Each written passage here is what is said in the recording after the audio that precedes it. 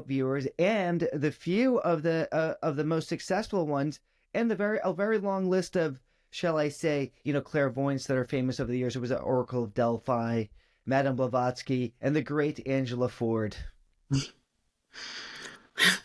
You know, this is the one thing I wouldn't want to know. It always seems to be a woman psychic. Women seem to be better at being psychic. It seems to be one of the things. So what I want to know, if women are so good at being psychic, why don't they ever know where they want to eat? I mean, but maybe that's my first question, Angela. They can't make up their mind. They can't make up their mind. Well, you know what? You were one of the great remote viewers, and you were part of the DIA remote viewing program for 10 years over there in 9 years. Fort Meade. 9 years. 9 years. 9 years. So, and you're known as one of the most accurate. So there was Inga Swan, Pat Price, Joe McMonagle, and you are known as the most accurate of the remote viewers. Maybe the only remote viewers that were, made this program worthwhile. So why do you think that is? We were natural. Joe McMonagle was a natural psychic. Ingo Swan was a natural psychic. Pat Price, we were natural psychics. I worked for the military. And if you know anything about the military, they're very big into training. I worked as a civilian for the military, and they like to train. They train. You have to take classes every year, no matter what it's in.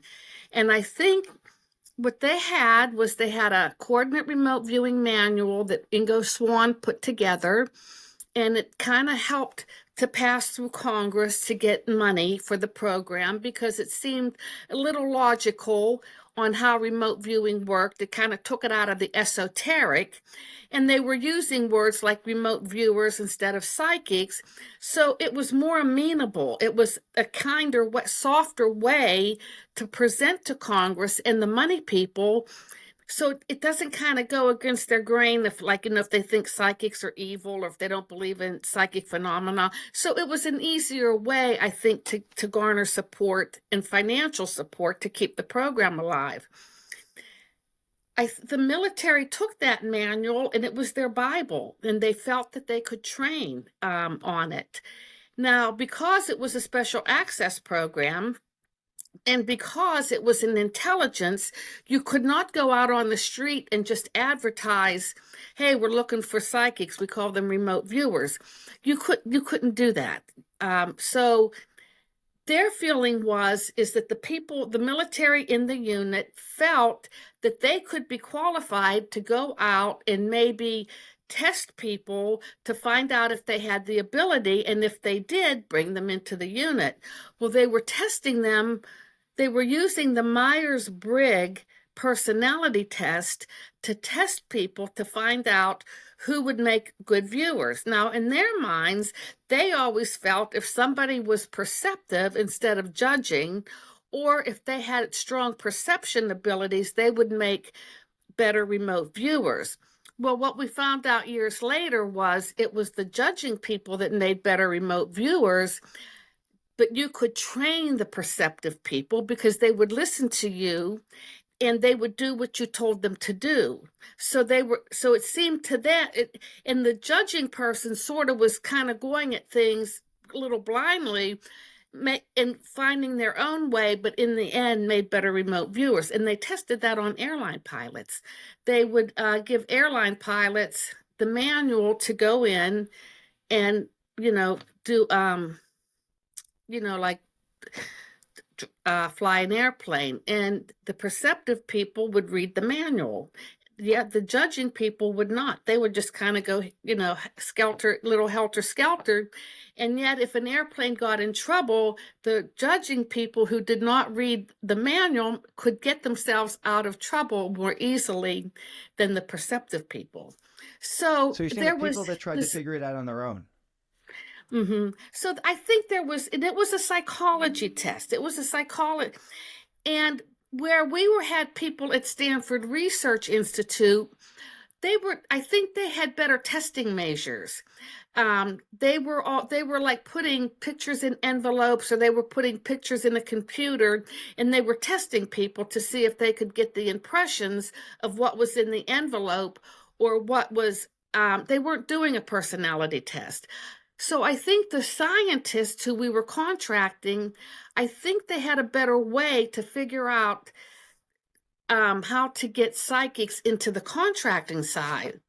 Now, I do think at one time, early in the early years, the um, the Stanford Research Institute, not the government, but the contractors, they went to they're located in Northern California, and they went to San Francisco and started to test all these leftover hippies. They were coming out with pretty good results. So I think that maybe that's maybe what we should have done. I don't know, but so anyway, I think it was because we were natural. I think because we were Well, natural. I know. Okay, I want to touch on this because I never heard you elaborate on the hippie part. So, okay, so these hippies were good at doing. Do you think it's because a lot of them were at that time experimenting with these psychedelic drugs, and that kind of made them more open to it, or is it because it was just? I mean, what's your take on why they were better at it? I thought it was because of the drugs, but what I had found out is that it's not because of the drugs. The drugs would decrease psychic ability. And I know that the CIA, whenever they were doing their testing to find out if a person had psychic abilities, they were giving them psychedelic drugs.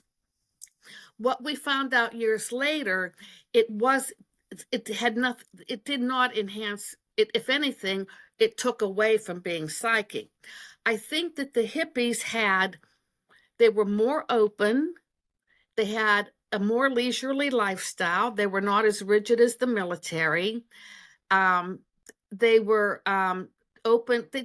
I think they just had more of an open mind, and that they didn't have regiment. They didn't have, and their whole outlook was different. They probably, because of being hippies, I mean, they were asking, more questions like, why are we here? I think they were searching. I think they were searching, and I think that it was just a different lifestyle and how they viewed the world. That's good that And you I put it think that way. So they were more open to just receiving this information and believing that it could be possible. There was no mental block saying, I believe in this religion and this is impossible and this is impossible. And so all those things clutter and make it more difficult to break through. before I went to the program, there was a man by the name of General Stubblebine who helped me get into the program, and he talked to me and he said, "How were you raised?" He said, "Were your parents strict with you?" And I said, "No, not necessarily." But I told him, I said, "My mother had she was very interested in the psychic information." And I said, "I can remember growing up and she had Edgar Casey literature around the house. She would listen to Jeannie Dixon." And I said, "She even bought us encyclopedia where we had a whole shelf that dealt with parapsychology, with, like what people were doing over in the Church of England." And I said, "And I can remember having experiences as a child." And I would tell my mother, and he said, "Well, how did she react?" And I said, "Well, she would listen to me." And he said, with that literature being there, that allowed, and with my mother not saying, "Oh, don't talk like that," or don't do that, he said you were allowed. In other words, with the literature, the way my mother was, I was allowed to look at this. I was allowed to explore this. It was there. Right? Because some people, you're raised saying that this is the devil, Yeah, I mean, witches, I they called think them. They thought, yeah. Joe McMoneagle said, he said when he told, I think it was his father, that he saw a dead ant or somebody, he had a conversation, and they said, "Don't ever talk like that again," like they shut him off. So I didn't have that. So that kind of helped me. It just kind of helped me. And so I do know that you also you got some actual training. So one of the things that I think that I noticed was a difference is that those people, the English ones at Pat Price, Joe McMonagle, they never went through any sort of traditional training to learn this. But you did, right? Take me to that training you did. You said with your chemistry teacher. Oh, well, it was he was a chemistry professor, but these universities and colleges have night classes where you pay $35 and you show up once a week. It it wasn't a college class, it was a night class, for like adults. So I Huh. did take the class, but I only went a few weeks. I only went a few weeks because I got a nighttime job at a factory, and I had to take the job because I had to make money because I was coming from Pennsylvania to Washington to work for the FBI. So I needed to make money so I could get an apartment. So I had to quit. I had to quit the class. But I think what I learned from him, he was big into like aura reading. He taught people how to read auras. Like he would put a person against the wall and then you would look at the light around the person or like the halo. And then depending on the color, it would give you information about the person. Like because different colors give people different personalities. So now you've been doing this a long time. Do you think that there was any substance to that, or no? Yeah, that's how I read people based on yeah, if I can read an aura, I can tell them about their absolutely. Okay, so here's what I want to know, because you're the more you're I've talked to other remote viewers before, but you are more down the esoteric path, more into the traditional chakras, the third eye sort of. So all these things you practice, right? And you believe them. Talk about them a little bit more when you talk about aura. Because now a lot of people that are listening to, they're probably not as familiar with that. They hear of remote viewing, they think it's a scientific thing. But I like that you're so good at this and you take it down the traditional route of how they would have done it dipped back in Egypt, auras and chakras. And so explain how that works. Remote viewing is yeah, remote viewing is nothing more than ESP, extrasensory perception. So when somebody gets psychic information, it's just ESP. Now, and I think remote viewing was termed by the scientists who were studying it because they're scientists, so they don't want to say ESP, and scientists like to put their own bent on things. So Russell Targ and Hal Puthoff, they were studying they were studying Chinese children who had precognitive abilities. And when they translated what the Chinese children were saying in English, that they were saying something like I remotely view or I view remotely, and that's how the term remote viewing came about. But it's impressions that they received, and I know that if one reads the Silva Mind Control book, it teaches you. It's sort of like if somebody has a psychic question or if somebody wants to know something, it's sort of like you kind of put yourself into a little self-hypnotic state or a meditative state. And then the information, you can draw images in your mind on what the information is, and then you come out and then you just kind of write it out or draw it out and you report it. So when I did remote viewing, I did extended remote viewing. It reminded me of the Silva Mind Control book that I read. Now, the Silva Mind Control book, they had a little thing. It was a little different because whenever you go down, you're supposed to pretend that you're watching TV. So you turn on the TV and then you kind of watch TV. And when you're done, then you turn it off and then you come out and you report what you're doing. So I don't know what to call that. I always just call that, I call it the Silva Mind Control. That could be called extended remote viewing. But a lot of psychics work like they just get impressions and start talking about it or reporting it. Now, when this first kind of was really starting to get looked at by, I would call it modern times, is when the Soviets started looking at it back in the early 1900s, and they started to try to look at it from a real scientific angle. They were, And they took yeah, these they, people. They mhm. took these people and they said, okay, what, and started putting contraptions around them, like putting them in the Faraday cage and trying to see what prevents it from happening. And they tried to see, okay, what is the underlying thing that makes this actually work? Where's it being traveling? So when you say that, they were looking at these kids that were doing it, and have you heard of this thing called the telepathy tapes where they're working with these autistic children? So what is your take on, why it actually works, and why would children be more perceptive? Or do you find that they're more perceptive to this or not? Well, children are more open. I mean, I think what they say is when a child is born, they're half in the other world and they're half in this world until they're about 6 or 7. Many of my psychic experiences came to me as a very young child. Now, what happens is when a child starts going to school, then they have to start thinking linear. They're put in, they have to start thinking logically. So that's kind of taken away. It's kind of taken away. But children have the ability. I know that the times that I was very psychic in my life, this was a young child. And then there were times I was very psychic whenever maybe I wasn't in school, maybe I had some time off. It seemed to enhance when I had more of a casual lifestyle. Now, I do want to say this before we move on, is that I do think that women make better remote viewers. I think they're more psychic because they're nurturers. They're intuitive. They know how to take care of babies. The male, they're born with an ego because they were always the ones that had to go out and, be the hunters. So they have more of an ego, and with the big ego, it can prevent psychic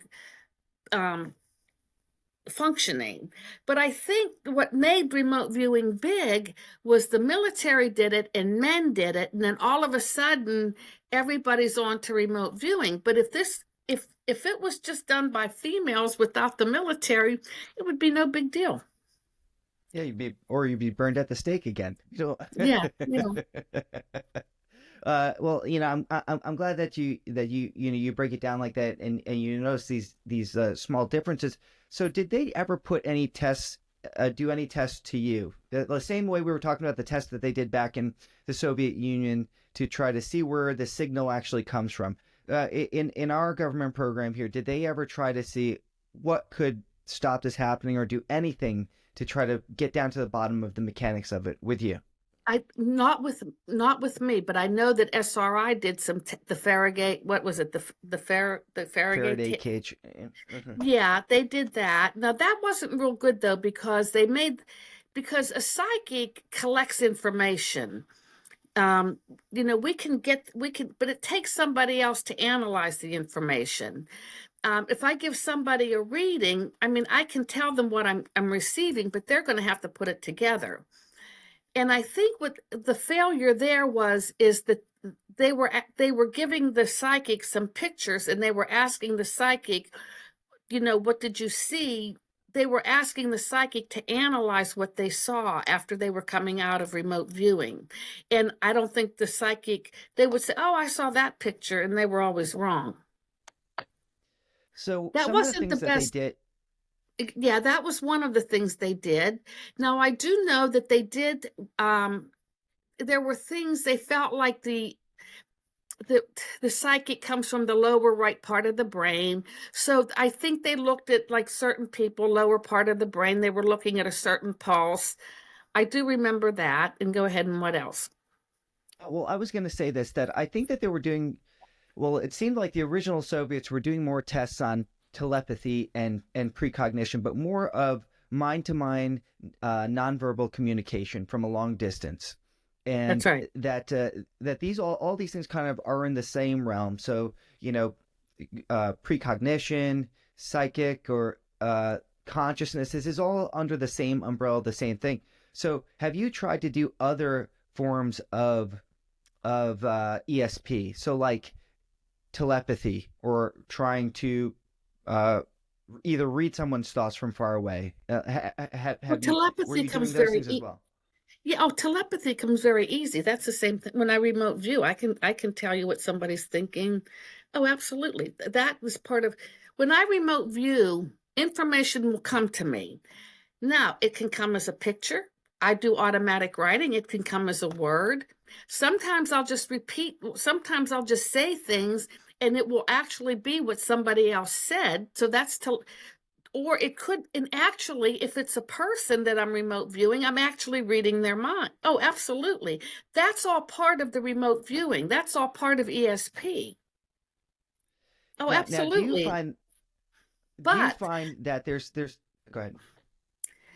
things like PK, psychokinesis, that's the movement of objects. I can't do that. I've tried that. I'm not geared up that way. So I don't do psychokinesis. However, when I do, if somebody's gonna give me a remote viewing task and I'm gonna channel it, if it's a personality, absolutely I'll read their mind. I will read plans and intentions. Absolutely. That's all part of it. So have you found there are things that prohibit it from working, that interfere with it? Like let's say something like the position of the Earth, or if it's cloudy out, or if there's or maybe there's something going on your bioelectrical wires. Is there anything that you notice that okay during this particular time? Because one thing that they did say when they were doing all those studies in the Soviet is they noticed that during solar flares it would affect the uh, the um the psychic ability. So did you notice anything like what have you noticed that actually prevents you from being able to be successful at being Probably accurate? solar flares. I remember doing a battery of tests, not doing well, and I heard the solar flare activity was very high. And then I would say solar flares, and then there were studies that they were talking about local sidereal time, that if a psychic worked under their local sidereal time, they would do very well on a test, which I believe that. However, they didn't come out, they weren't sure of that. But I don't pay attention to that. I just remote view. So any of this see I feel like this is why they should they should reopen it back up with some maybe they are who we don't know, but just drill down to the science of it, because from the reading I've done it seems like this has to do with electromagnetism. It's somehow buried in there. We don't know, at what level. They say it's at the quantum level. It could be some tubulars, but in any case, it must be on that realm of one of the Yeah, oh, I believe. four forces. Yeah, because a lot of people receive psychic information around 3 o'clock in the morning. Well, that's when the Earth is the quietest, and you can receive. I mean, there's not noise. So a lot of people, they can write music. They get downloaded with music. They get downloaded with stories. There's psychic information because it's the Earth is quiet. You don't have the noise. Now I want to ask you about when it works best. So when you're tired, do you notice it doesn't work that well? If you're That's run right. down, it doesn't work that well. So this makes me think that there's a mind body connection going on, because anytime almost back to where you said about the hallucinogenics, they're doing these drugs and now it's not working. If your body's not rested, and I've tried this before too, and I'm actually pretty good at beating these remote viewers, but I noticed that the more tired you are, everything falls apart, right? You got to be really refreshed, really open. That's why meditating But works. So have but you I don't noticed think this? anybody can do anything really good if they're tired, any task. But doesn't that take away from the idea that this is, because everyone wants to look at this and go, this is proof of this spiritual connection, that you are more than your body, that really you're out there in the universe, and we're so. But the fact that this is so tied to your body that when you are tired, it does not work. When you are under the influence of something, it doesn't work. Is proof that this is your consciousness and your body are linked. That's right. It is. It is. Yeah. Yeah. Yeah. So it, and now I want to take some go through some of your um um magical wins here, so we can impress some people a little bit with some of your history in the remote viewing program. So one of the things that I thought was pretty mind-blowing, and I know this was just a training test, but they actually changed the remote viewing program from coordinate remote viewing because they thought that you were memorizing coordinates because you were so on the money. And one of them, you did Egypt. You were able to remote view a pyramid, and after you did it, they said you must have memorized the globe or something, and then they changed it. Can you tell us about that? Do you remember that? No, I don't. But I think the thing was there was a man that worked in the unit named Mal Riley, and Mal was an imagery analyst. So I think he knew the coordinates, but they had to do fake coordinates. But I don't know coordinates. In fact, once I got into written remote, after we started to use my channeling and automatic writing, I wasn't even using coordinates. We would just have a project number. I got away from Okay, and coordinates. I didn't need them. I didn't want them. and Even when I and teach people, no and so coordinates. and then and this and I like that because you were towards the end of the program. You were kind of the last class of this program, and then that's when you started to introduce what they called written remote viewing, and you is called automatic writing. This is what you originally learned how to do it, and channeling. So this is now, again, I like this because this is now going again back to the more esoteric side, the more of this um, ancient kind of practice, that this crystal ball reading sort of thing. So explain, because that nobody listening is gonna know what automatic writing is. Could you explain automatic writing and channeling? Well, it's okay. It's the same. Okay, automatic writing is the same thing as channeling. And you put the pen to the paper and you're receiving information. Some people think it's your higher self. It could be a guide, like a spirit, but you can receive information which and when we went to Russia in 2015, we asked their psychics, how did you work? They said channeling, automatic writing, channeling. They were doing the same thing I was. Now there's something called trance channeling, which I never did, but I think some people at the office, I think some people thought I was doing trance channeling, but I never did trance channeling. And that's more or less where the spirit can come into the body of the person and take over, and then they talk through the person, and you can get good information. I mean, they tell you like things that are coming, events that are coming. But I'm not a trance channelist. I'm a channelist, and I do automatic writing, and I do extended remote viewing. So I can go into meditation and I can pull up imagery and I can write a report, and that lent itself towards the standard remote viewing targets with the picture in the envelope. However, if you're looking for somebody, if you're looking for something, and if you want information on a person, I found that the automatic writing and my channeling was a better way to access the information.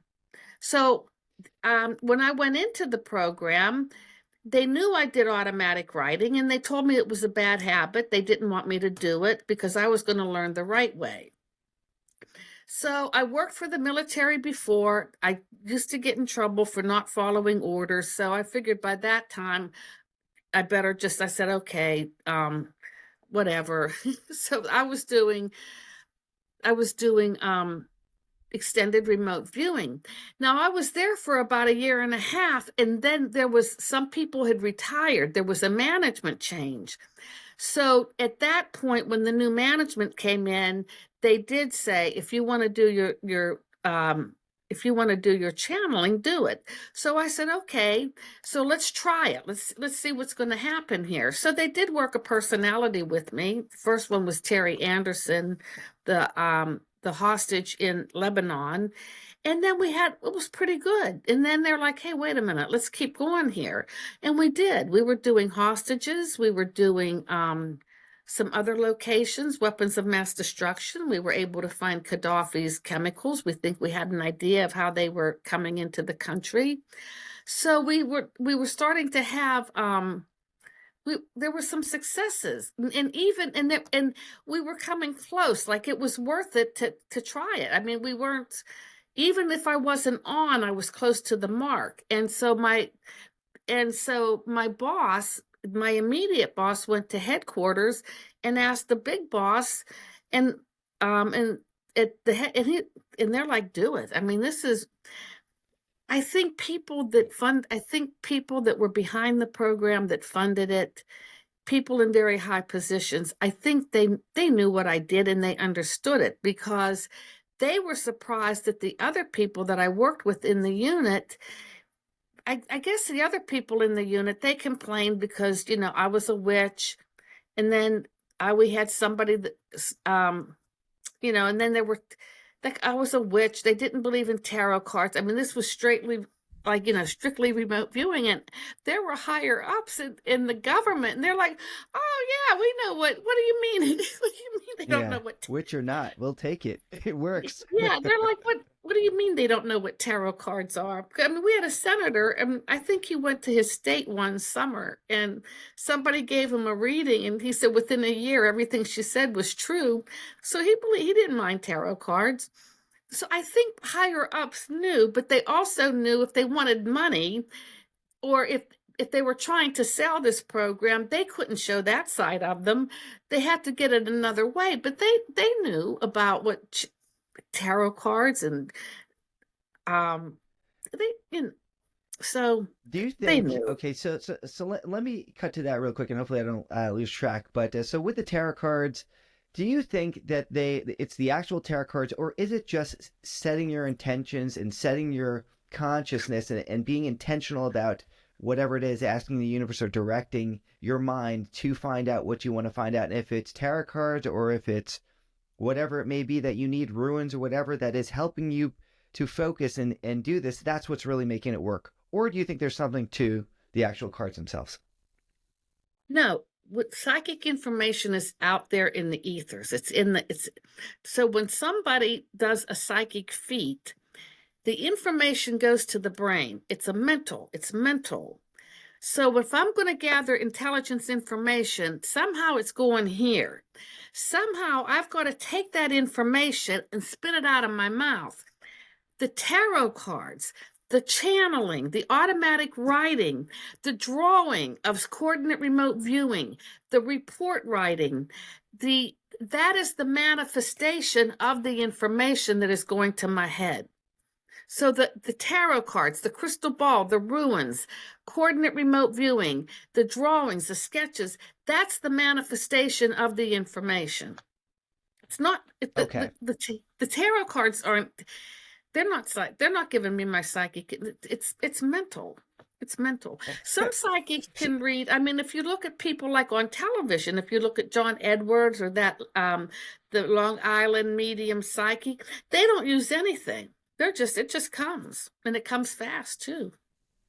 well, I'm from Long Island, and I think it's all the power lines we had, and that's why. Or they also put fluoride in our water, so that maybe that changes things.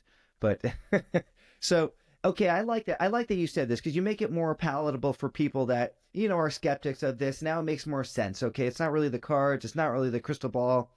It is this is how the information is being filtered and how you're actually using it to communicate. It doesn't matter what your method is. It's that this is working for you. Keep doing it. So I want to talk about some of the cooler kind of discoveries. We got away for a second because I know you found this. You talked about this Terry guy that you one of the hostages. When you're looking for an actual person, what do you need to find that actual person? How are you making the connection to know that you're looking for this so and so, whoever it is? Is it that are they giving you a picture? Are they giving you a lock of his hair, an old T-shirt? Like how does it work? Is it like a dog you smell a little bit? Oh, they just ask where's so and so, and I put the pen to the paper, and I can get the information that way. That's it. They just say they give you his name, and then that's it. There's no A more name, to it. There's yeah, no a name. here's a picture. One of the things that so again back to the Soviet studies on this by Leonid Vasilev. He wrote a book called Experiments in Mental Suggestion, where they noticed that a person's ability to concentrate on an image was seen to be a direct correlation to their ability to have any sort of ESP. Do you find that you have like an exceptional ability to concentrate, or does this make sense to you? Did you also find that like your ability to concentrate on the task, on the person, this terrier, whoever it was, and how long would it Oh, take? I don't know, but you do have to focus. I mean, you do have to focus. That's why people think I'm psychic in everyday life. If I walk in this grocery store, can I get something on? No, you need to focus. And how long would you be focusing? So like to find this hostage, the terrier, It how would long did it depend. take? I don't know. It would depend on the situation. It would depend on the situation. How much? Um, An it just hour, ten depends on the. minutes? No, not that long. Not that long. You just kind of write it out. You just get it. You, you get it. But when you go for a location, it's like a snapshot. You've got to get it. You get in there and you get it and you get out. When you remote view, you're remote viewing a picture. So your mind is open and you're getting, I see buildings, I see trees, I see a city. you're open. The mind opens up. So when you're remote viewing like a Soviet site, which is usually a building, the mind is open. So you can take your time and you can look around. But when you're looking for somebody or something, that tree doesn't mean anything because a tree can be anywhere. If I'm saying a person's in Ohio and I'm saying, oh, I see a tree, well, that tree can be in Wyoming too. So when for a location, you have to be precise. So to be precise, my mind cannot open up. It has to be closed up so I can get in there and get the information. It's quick. And once you get it, you get out and you don't change your mind, because if you go back in, it'll be altogether different. It's very quick. It's Okay. no, no, it's quick. I put my pen to the paper and you ask, where's so and so? And it's quick. I get the info, maybe in the United States, where in the United States, East, where in the East. You just narrow it down until you get it. But you're not spending if you're spending 40, 50 minutes on a location, you're not going to get it. You may as well just give it up. It's Did not going you to happen. It has to be quick. It has to come quick. did you notice, or how did you filter out the mental noise of or your imagination trying to fill in the blanks? I don't I don't know. That would have been that doesn't come with locations. That does not come with locations. I don't know. I'm sure that whenever I did extended remote viewing, I'm sure there was imagination in there. But you, but you're not a psychic is not going to be 100% right. If a Right. psychic can give you 85 to 95% things being correct, that's a good psychic. So yeah, there may be imagination in there, and that's fine. But the person that's using the information, they're going to have to know how to say, oh, well, that's imagination, or that doesn't work, or it could mean something else to them, that maybe the psychic's giving them something and it's looking one way, but it may mean something different. So it's the people that analyze the information, they're going to have to know how to analyze it too, because you have people that can be very dense and you're giving them something and they're not seeing and, and they're not seeing it. So there's a So lot to it. It's not only the psychic can receive, the psychic cannot analyze. I can remember one time I got called, and there was a woman that called and she said, please come to my house.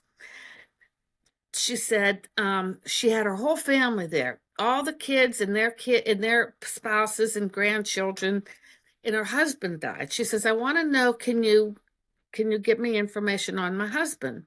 So I said, does his first name start with a B? And she said, no.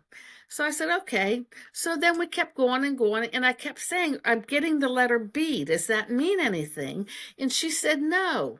So about 3 months later, I ran into her at the store someplace, and she said, she said, I can't believe we missed this. She said, but my husband had a nickname that started with a B.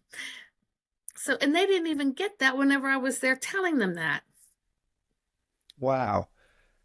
Okay, I want to ask you this too before I forget. Is that because I interviewed this guy Eric Wargo. He's got a few books on precognition, and he seems to have the hypothesis that really what this is when you're doing any sort of extrasensory perception, it is not that it is that you're actually perceiving something that you're going to learn in the future more than anything.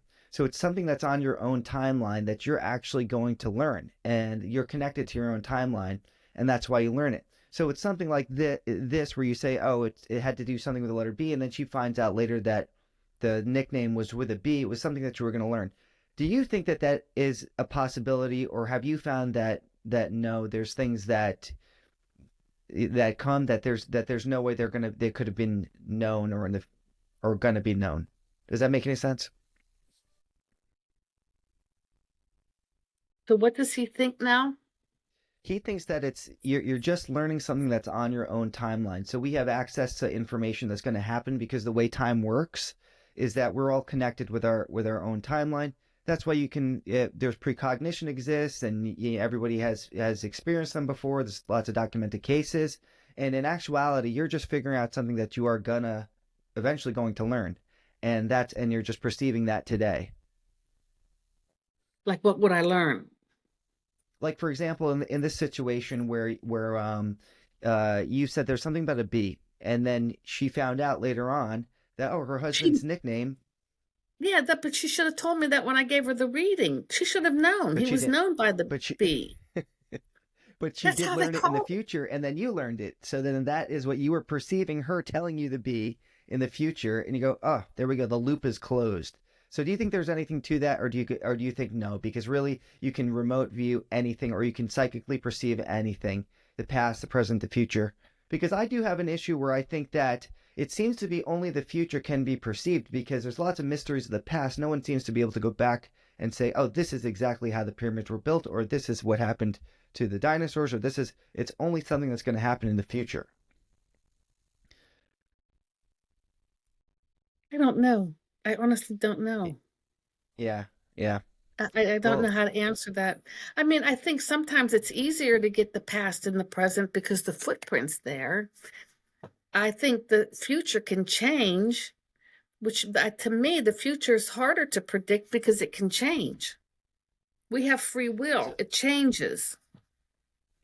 okay, that's good to know that you know that, and that you okay that you believe it is possible to read the past too. So these both of the all these things Oh, can yeah, be you can read the accessed. past. You can read the present. The footprint's there. It's there. Hmm, That's hmm. easy. When you go into the future, I can say something, but it can change like that because of free will.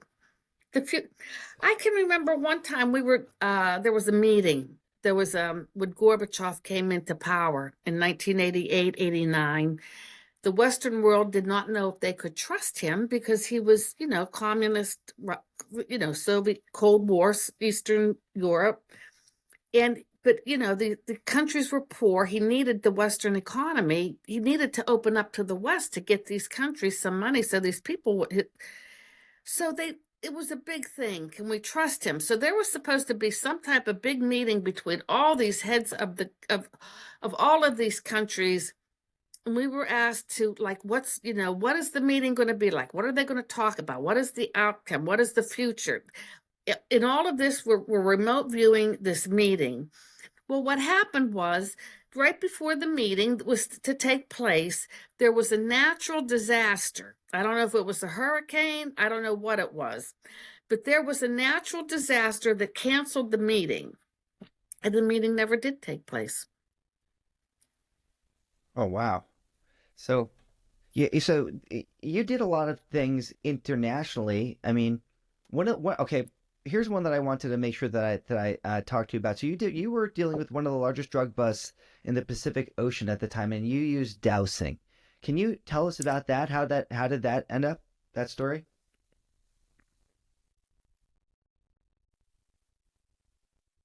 We had a map on a wall. We had a huge map on a wall, and we knew that it was coming from the Pacific Ocean, from San Francisco. So we started on land from the Pacific Ocean, and I guess it was a form of dowsing, but I was doing automatic writing. I wasn't using a pendulum. I was doing automatic writing.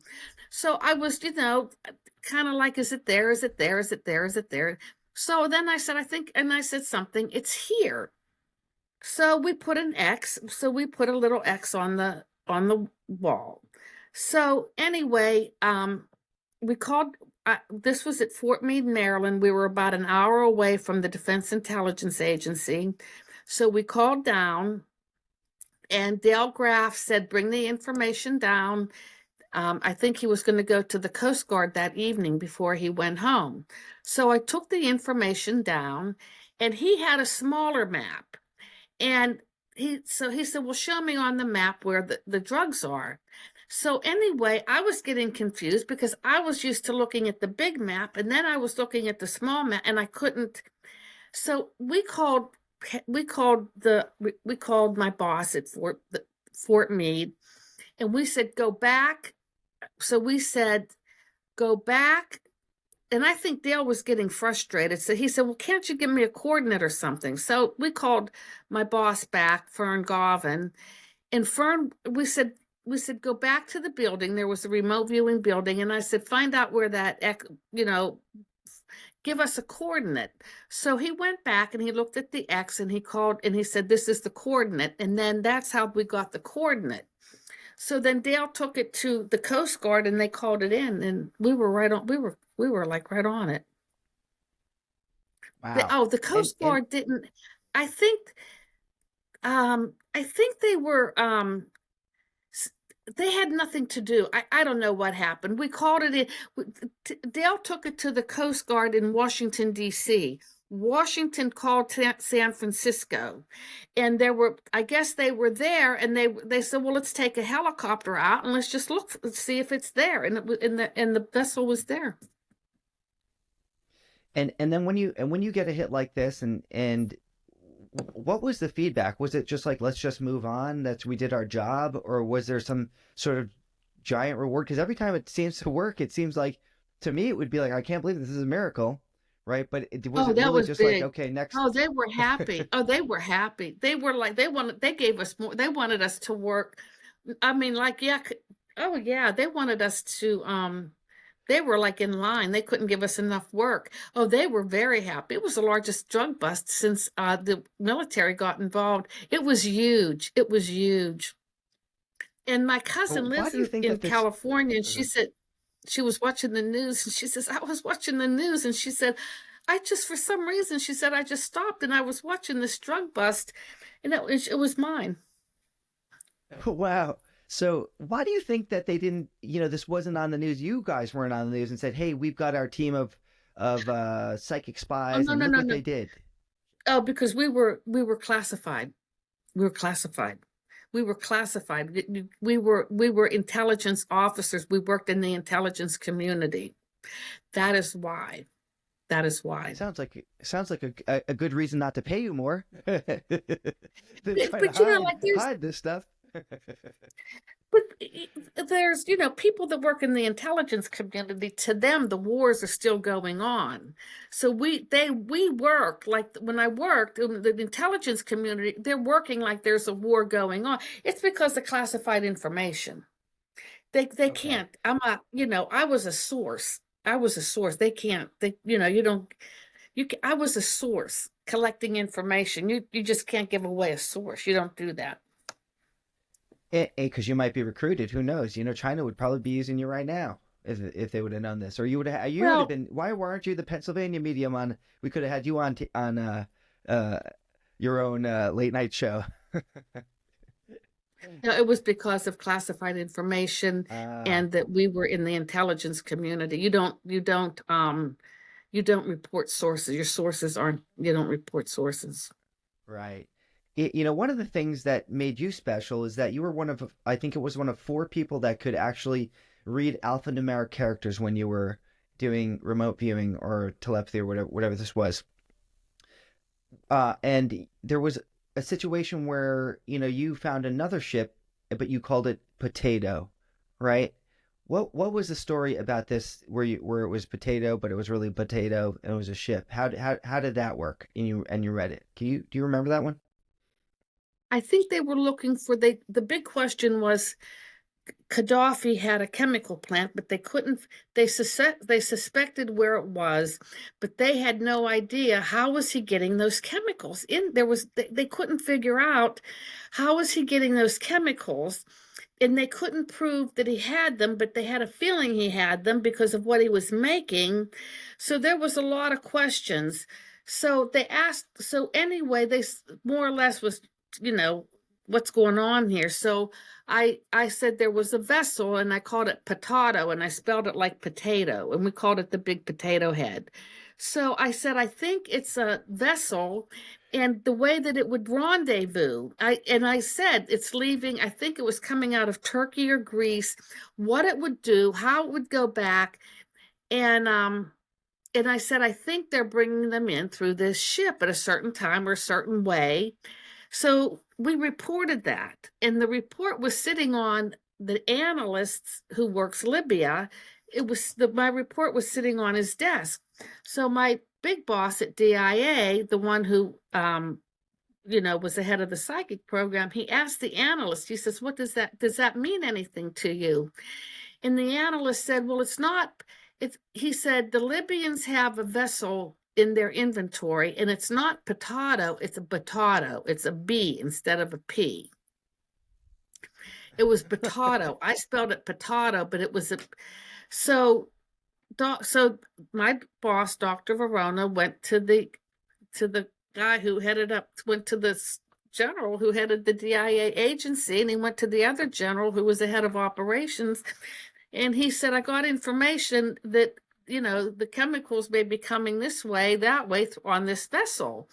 And so they didn't do anything. And then I think Dr. Verona said, well, this is the same source that gave you this, this, and this. So they said, oh, okay.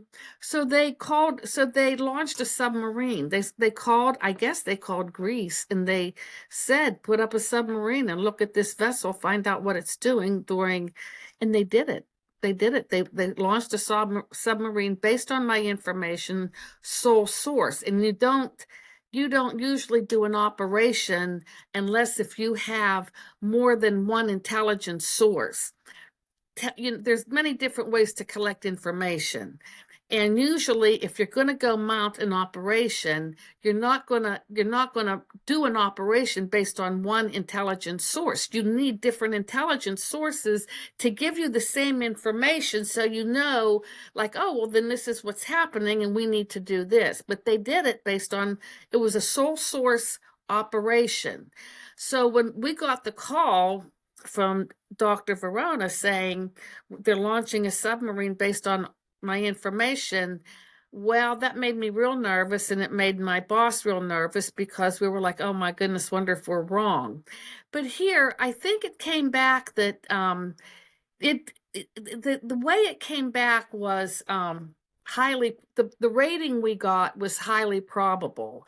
So it wasn't highly possible, it was highly probable, which in the intelligence community, that's a good rating. And so they suspected that what I said was right, but they couldn't get it wasn't like they could go out and get the chemicals, but it gave them an indication of what was going on.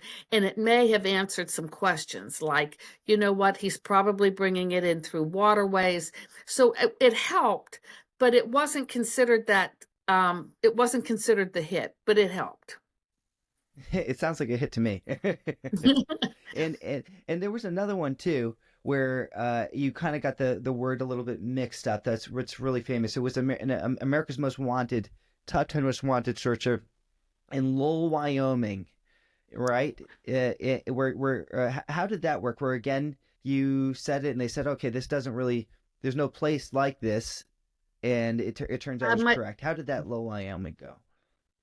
Well, first of all, we went over to work, and so I was there. The secretary would take notes, and my boss was there, and he just said, where's Charles Jordan?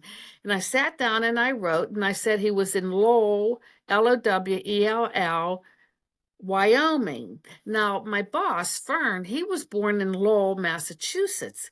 And he looked at me funny, and he said, do you mean Lowell, Massachusetts? And I wasn't getting that feeling. I was getting, like Wyoming, the Wild West, the Indians. I wasn't getting Lowell, Massachusetts would have given me a different impression. I would have got more of a water eastern. And I said, no, I said, it's Wyoming. So he kind of looked at me and he said, okay. So we had a little book there, and it was like a little atlas where it would show you, the United States. And we were looking at the pages, and we got to Wyoming, and he looked and he said, well, there's a Lovell, Wyoming, Lovell. And I said, close enough. I said, close enough. Just say he's in Lovell, because if I would have stayed, I didn't know if it made sense or not. But if he kept hammering me, and if I would have stayed, it wouldn't have worked. I had to say it was Lovell, Wyoming. That's what I got. That's it. You cut it off. Now, after I gave him that information, after I felt that was the place, I was kind of sitting back, we were relaxing, and then all of this feeling came in of drug interdiction, of drugs. So then you're getting the feeling of Florida, the Caribbean, Panama. You're getting all of this flavor of drug interdiction that comes from the South. And I knew if I would have stayed in there, I would have had him out of Wyoming and I would have had him someplace else. So I knew just get out. Well, when you work for the government and they ask you something and you just give them 2 words, level Wyoming, to make a report out of, they don't like that. They want more information. And I couldn't give them any more information. I just said he's in Level, Wyoming. So they went to customs. It was a customs case. And Dr. Verona said, and everybody worked the case, and they had him in Panama, Caribbean, Florida. And Dr. Verona said, but we've got one person that that's good at locations, and this person feels he's in Level, Wyoming. And they said he would never be in Level, Wyoming. That's, he would be living the luxurious, they felt he was more in the warm weather, and they just didn't believe he was in Wyoming. So they came back to me. They kept, I think, my boss and I think another man came down from headquarters, and they kept pressuring me to work the case again, and I didn't want to. I really didn't want to do it again.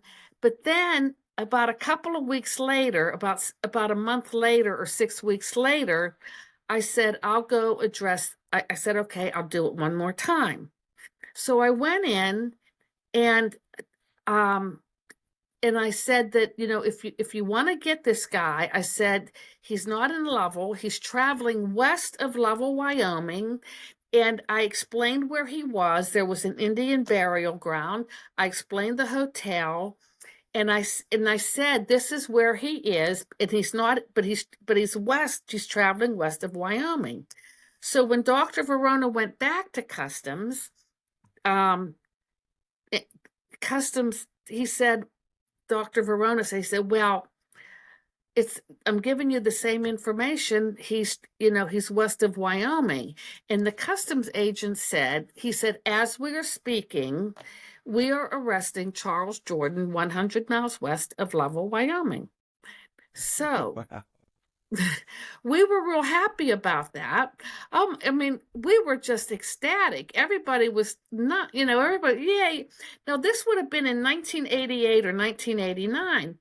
So he was on the 10 most wanted, and I said, I want the reward money. And I was told, they said, no, you didn't get, it wasn't because of us. There was a guard in Yellowstone National Park that saw him, and he reported him. So that guy got the hit. That was the guy.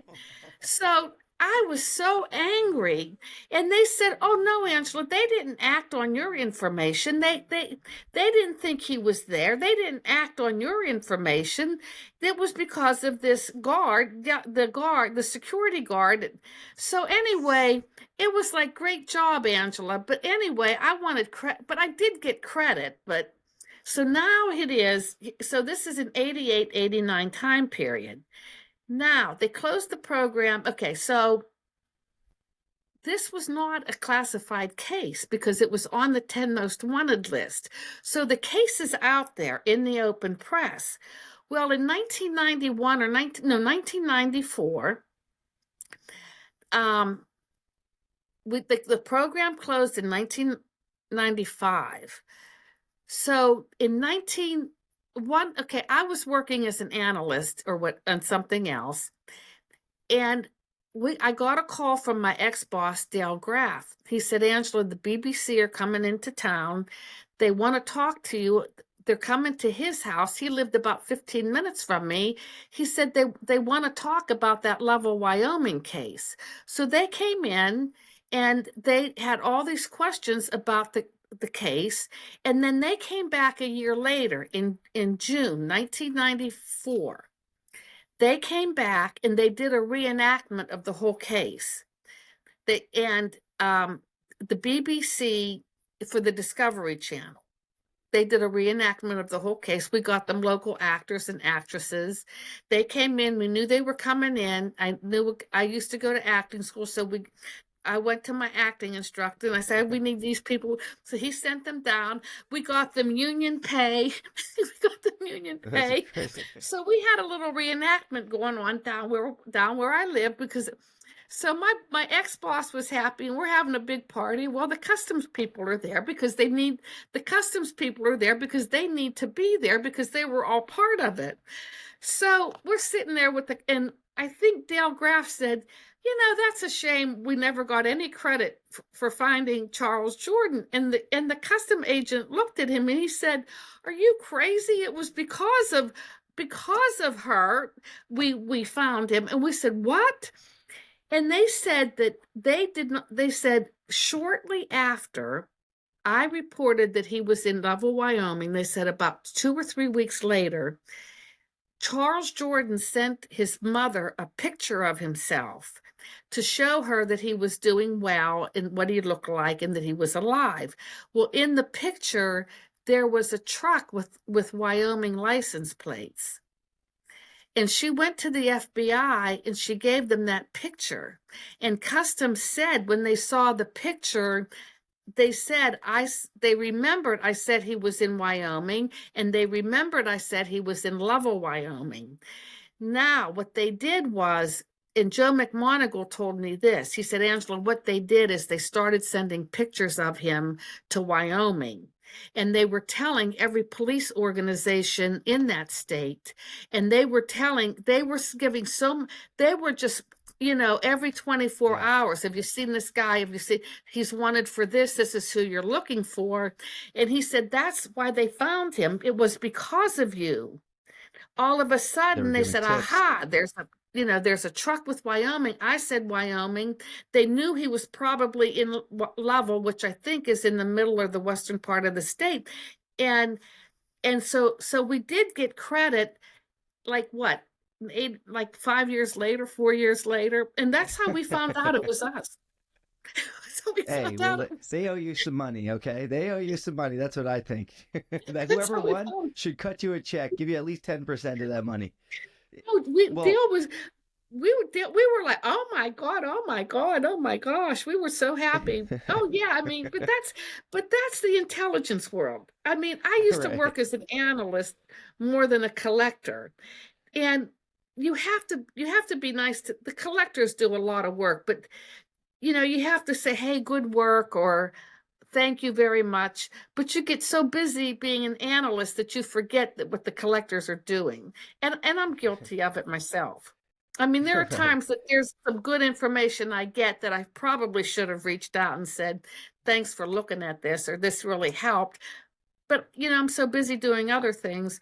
So I guess it's just that world, the intelligence world. So I guess I deserved it because I kind of didn't help. So anyway. Well, I love that story. Hey, I want to ask you this because it's a rare you ever get a chance to speak one of the most famous psychics who ever lived, Angela Ford. So it's true. It's true. In the '90s, there was a Bulgarian. I'm not sure if you know, if you heard of her, but she was a very famous psychic. Baba Vanya. Have you ever heard of her?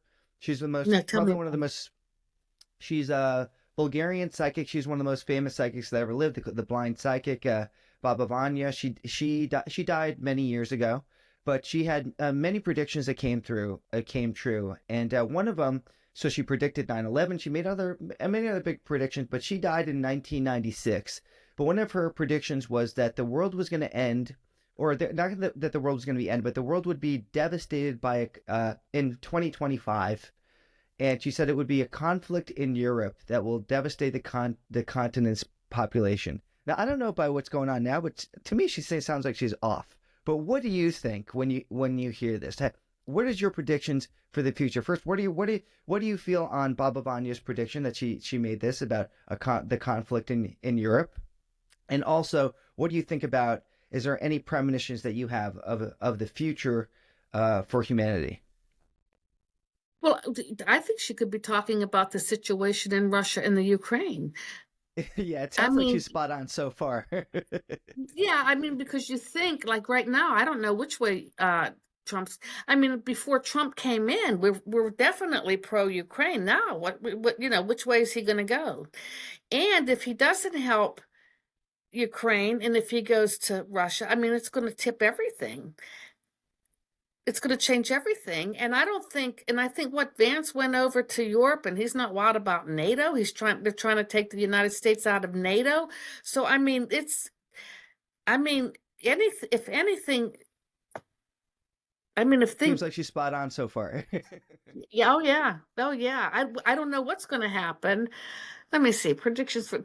I think I don't know. I mean, I think that there's going to be a lot more. I think there's going to be an increase of invent. I think we're coming into new knowledge of like this AI or this computer that's going to. I think it's going to spur new technology where we're going to have to learn new technology. So all of everything that we know now, I think it's going to be obsolete. So we have to learn new technology. I do think that you know, I think that we're going to go into, and I don't know if it's because of the way the United States is going. Um, I feel there's going to be more breakdown of government structures, and that there's going to be more breakdown of government structures.